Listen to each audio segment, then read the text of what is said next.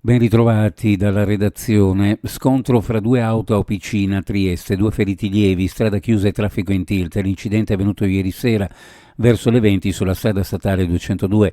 L'impatto tra le vetture è stato violento, ma fortunatamente le persone coinvolte non hanno riportato lesioni gravi, sono riuscite ad uscire da sole dai rispettivi abitacoli e una volta fuori hanno atteso l'arrivo dei soccorsi. Il dispiegamento è stato ingente, ambulanze, vigili del fuoco e due pattuglie della polizia locale di Trieste. Urta con la ruota dello scooter sull'asfalto raschiato e viene catapultato a terra in viale D'Annunzio. Un volo di almeno 12 metri che al conducente è costato diverse fratture. L'uomo è stato soccorso sul posto dai sanitari del 118 e trasportato in ambulanza all'ospedale di Cattinara con ferite di media gravità.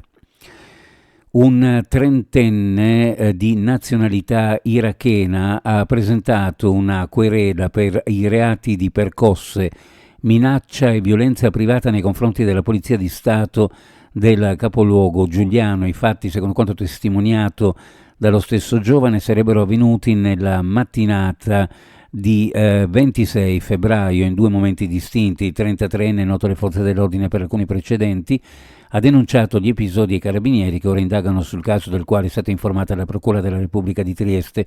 La questura non commenta l'indagine, sono affidate all'Arma che ha il compito di ricostruire gli episodi e di appurare eventuali responsabilità.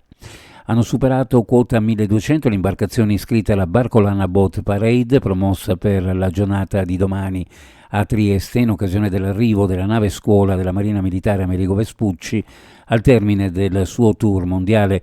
Si tratta di barche provenienti anche da Germania, Austria e Slovenia che in occasione della Barcolana Special Edition andranno incontro alla Vespucci quando entrerà nel Golfo di Trieste per accompagnarle fino all'attracco in Piazza dell'Unità d'Italia. Uno sguardo alle previsioni meteorologiche: su pianura e costa oggi cielo variabile, sulla zona montana in prevalenza nuvoloso con precipitazioni da deboli a moderate e quota neve a 900.000 metri circa, sulla costa e sulle zone orientali Bora in genere debole, moderata in serata a Trieste. Temperature minime in pianura fra 5 e 7 gradi, le massime fra 13 e 15, sulla costa minime fra 6 e 8, le massime fra 11 e 14 gradi centigradi. Previsioni a cura di ARPA e FVG Meteo. Ed è tutto per il momento con l'informazione.